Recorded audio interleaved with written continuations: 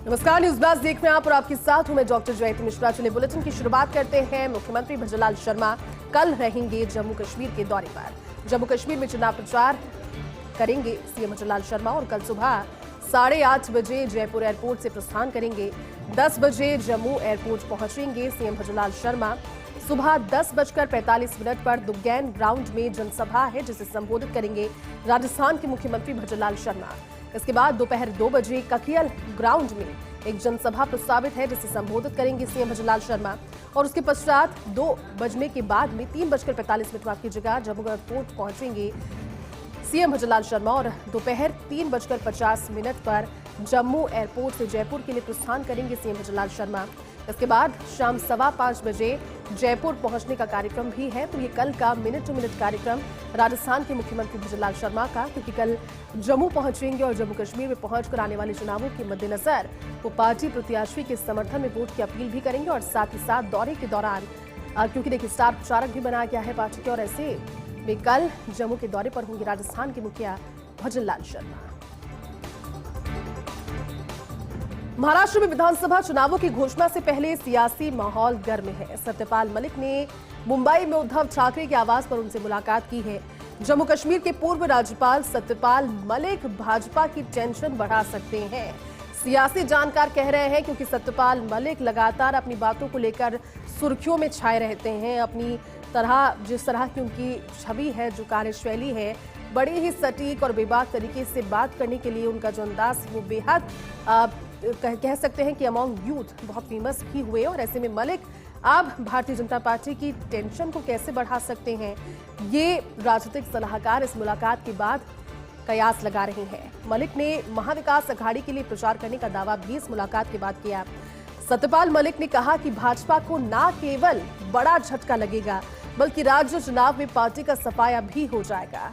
उन्होंने ये भी कहा कि उद्धव ठाकरे चुनाव में सबसे महत्वपूर्ण भूमिका निभाएंगे।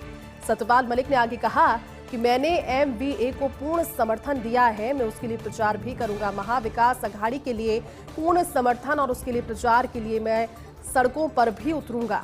कहा आगे कि राज्य चुनाव के नतीजे बीजेपी के ताबूत में आखिरी कील ठोकने का काम करेंगे। और ये बात कहकर उन्होंने एक बार फिर से उन सियासी संभावनाओं को बढ़ा दिया, क्योंकि मुलाकात के बाद महाविकास अघाड़ी को पूर्ण समर्थन देने की बात सत्यपाल मलिक ने की है।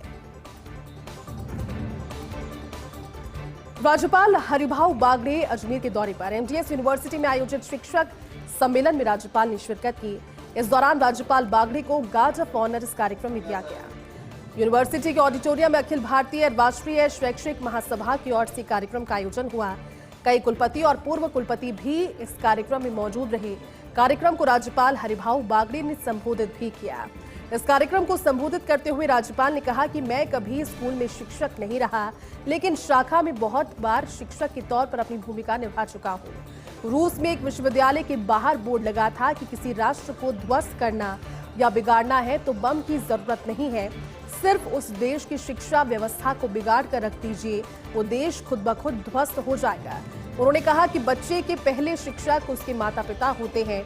हम राम कृष्ण, शिवाजी, दयानंद सरस्वती सहित कई महापुरुषों को आदर्श मानकर आगे बढ़ते हैं, लेकिन हम उन्हें शिक्षा में पढ़ाते नहीं हैं। अगर हम इन सभी को शिक्षा में पढ़ाएंगे तो जो बच्चे हैं वो पूरी उम्र उससे ध्यान भी रखेंगे। इस कार्यक्रम को संबोधित करते हुए राज्यपाल ने ये तमाम बातें कही।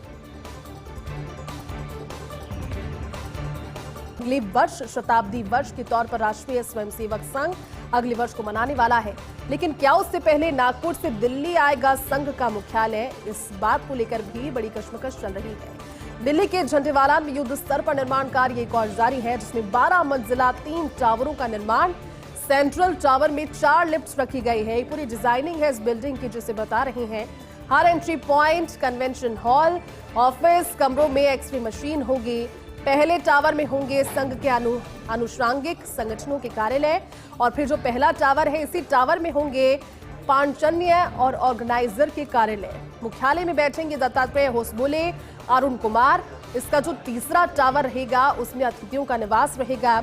इसके अलावा भारतीय औद्योगिक सुरक्षा बल यानी कि CISF पर भी इसकी सुरक्षा की बड़ी जिम्मेदारी है। इन चारों टावर्स की सुरक्षा की बड़ी जिम्मेदारी, क्योंकि 100 वर्ष का एक स्वर्णिम इतिहास भी अगले साल हो जाएगा राष्ट्रीय स्वयंसेवक संघ का।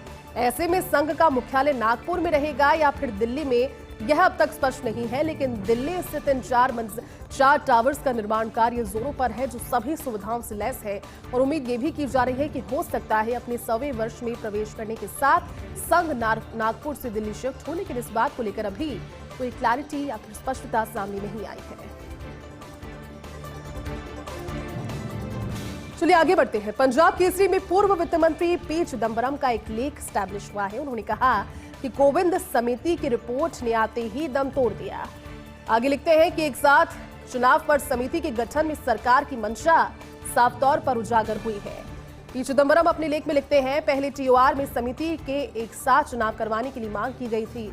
यह सिफारिश करनी थी कि एक साथ चुनाव संभव हो और वांछनीय भी हो। लोकसभा व देश के 28 राज्यों के लिए एक साथ चुनाव करवाना संभव हो, जिसमें एक राष्ट्र एक चुनाव के विचार के खिलाफ सिफारिश का कोई भी जनादेश ना हो। और तभी तो कोविंद समिति ने ईमानदारी से जनादेश को पूरा किया। एक साथ चुनाव के प्रस्ताव के लिए संविधान में संशोधन की आवश्यकता होगी। कोविंद समिति ने ये मान लिया है कि NDA संशोधन विधेयक पारित करने में सक्षम है। विपक्ष लोकसभा में 182, राज्यसभा में 83 सांसद एकजुट होकर गिरा सकते हैं इस विधेयक को। पी चिदंबरम ये भी लिखते हैं कि चुनाव का उद्देश्य बहुलतावादी और विविधता पूर्वक देश पर एक नैरेटिव थोपने की तरह है, और मुझे पूरी उम्मीद है कि एक राष्ट्र एक चुनाव आने पर ही खत्म हो जाएगा। तमाम सारी बातें पंजाब केसरी में देश के पूर्व वित्त मंत्री पी चिदंबरम की ओर से उनके लेख में लिखी गई। अंतर्राष्ट्रीय भारतीय फिल्म अकादमी पुरस्कार आईफा 7, 8 और 9 मार्च को जयपुर में आईफा अवार्ड समारोह होने वाला है, और आईफा के साथ पर्यटन विभाग ने आज MOU साइन कर लिया है।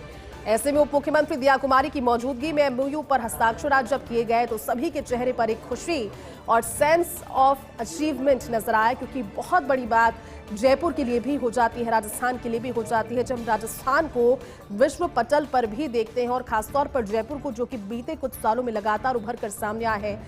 आईफा जैसे एक स्टैब्लिश अवार्ड समारोह की सेरेमनी अगर जयपुर में आयोजित होगी तो कई सारी चीजें यहाँ पर पॉजिटिव इफेक्ट लेती हुई नजर आ रही है। ऐसे में अल्बर्ट हॉल पर विस्क्राफ्ट इंटरनेशनल एंटरटेनमेंट प्राइवेट लिमिटेड के साथ आज MOU साइन किया गया। आईफा 2025 सेलिब्रेशन के लिए एग्रीमेंट साइनिंग सेरेमनी आज थी। पिछले दिनों वित्त विभाग ने आयोजन के लिए 60 करोड़ की मंजूरी भी दी। ऐसे में पर्यटन विभाग की ओर से आयुक्त VP सिंह, आईफा की ओर से vice president IIFA Suresh Iyer ने इस MOU पर हस्ताक्षर कर दिए। अगले वर्ष जयपुर में होगा आईफा का सिल्वर जुबली अवार्ड फंक्शन, और होली से पहले 7, 8 और 9 मार्च को JCC जयपुर में ये भव्य आयोजन होने वाला है। अपने आप में बहुत बड़ा आयोजन, जिसमें बॉलीवुड के टॉप अभिनेता और अभिनेत्रियों सहित 500 से ज्यादा सितारे राजधानी जयपुर में होंगे, और पिंक सिटी की शोभा ये सभी सेलिब्रिटीज बढ़ाएंगे। जयपुर के सिल्वर जुबली फंक्शन से ही आईफा डिजिटल अवार्ड की भी शुरुआत करेगा। राजस्थान में पिछले वर्ष आए थे 18 करोड़ से ज्यादा पर्यटक, और टूरिज्म की जो अपार संभावना है वो इस बार भी लगातार बढ़ते हुए सीजन के साथ नजर आ रही है। इस वर्ष पहले 8 महीने में 13 करोड़ से ज्यादा पर्यटकों की आवक हुई। ऐसे में आईफा और राइजिंग राजस्थान के बाद अगले वर्ष 30 करोड़ पर्यटकों की आवक की उम्मीद है। तो देश में फिल्म टूरिज्म इससे बढ़ेगा, रोजगार के नए अवसर पैदा होंगे, ट्रैवल ट्रेड को बूस्ट मिलेगा। साथ ही राइजिंग राजस्थान और आईफा से टूरिज्म सेक्टर में भी बड़े इन्वेस्टमेंट की उम्मीद राजस्थान को इस समय है। राजस्थान जैन सभा का सामूहिक समापन समारोह आज रहा। ऐसे में राजस्थान के मुख्यमंत्री भजनलाल शर्मा ने समापन कार्यक्रम को संबोधित किया। उन्होंने कहा कि जैन संत राष्ट्र को रास्ता दिखाने का काम कर रहे हैं। सीएम कहते हैं कि मैं सौभाग्यशाली हूं कि एक साथ 7 संतों मुनियों के दर्शन का पुण्य लाभ लिया। क्षमा याचना से आत्मशुद्धि होती है, संबंधों में सुधार होता है। क्षमा याचना से मानसिक शांति भी मिलती है। व्यक्तियों को अपनी गलतियों से मुक्ति का बोध भी क्षमा याचना करवाती है। वो आगे कहते हैं कि गलती होना मनुष्य का स्वाभाविक गुण है, गलतियां होती है, लेकिन गलती को मानकर क्षमा मांगना वीरता है। मैं आध्यात्मिकता से जुड़ा व्यक्ति हूँ। सीएम ने आगे कहा कि समाज कल्याण के लिए जैन धर्म के सिद्धांतों को आत्मसात करते रहेंगे। राजस्थान में कोई भी संत आता है तो उन्हें राजकीय अतिथि के रूप में सम्मान आगे भी मिलेगा। प्रदेश में सामाजिक सुरक्षा पेंशन में करोड़ों का गड़बड़झाला। यहां फर्जी तरीके से कुष्ठ रोग की फ्री पेशेंट बनकर हर माह ले रहे 2500 रुपए की पेंशन। कुष्ठ रोग मुक्त का निर्धारण करने वाले चिकित्सा विभाग का डेटा ऑनलाइन नहीं है और चिकित्सा विभाग के डेटा से पेंशन और जनाधार का डेटा भी नहीं किया गया है लिंक्ड। इसी बात का फायदा उठा रहे मित्र संचालक सही और फर्जी पेंशनधारी पकड़ में नहीं आते प्रार्थी के द्वारा। ऐसे में ऑफलाइन उपलब्ध करवाए गए डॉक्यूमेंट के आधार पर ही पेंशन के आदेश निकाल लिए जाते हैं। उन डॉक्यूमेंट का कोई ऑनलाइन तरीके से वेरिफिकेशन करने की सुविधा भी नहीं है। ऐसे में सामाजिक न्याय एवं अधिकारिता विभाग के पास भी वेरिफिकेशन का कोई प्रॉपर मैकेनिज्म नहीं है। ऐसे में वित्त विभाग पहले से ही पेंशन रिलीज करने का प्रेशर लिए बैठा है और प्रॉपर ऑडिट का या फिर वेरिफिकेशन के बाद ही सरकार को अब करोड़ों की चपत लगातार लग रही है और जो गड़बड़झाला है वो करोड़ों का सामने आ गया है। रणथंभौर से आज एक बुरी खबर सामने आई। बाघ T2312 23/12 की मौत हो गई। दूसरे बाघ के साथ टेरिटोरियल फाइट के चलते बाघ 2312 बुरी तरह से जख्मी हो गया। उस बाघ के शरीर पर कई जगह फाइट के चलते घाव के निशान मिले। दरअसल जो क्षेत्र है ये वाला, इस क्षेत्र में बाघ T96 और T137 का मूवमेंट होता है। खंडा रेंज के नाका फरिया के पास गोघाटी में इस बाघ का शव पड़ा मिला। एफडी अनूप केआर और जीसीएफ डॉक्टर रामानंद भाकर ने मौके स्थल का दौरा भी किया।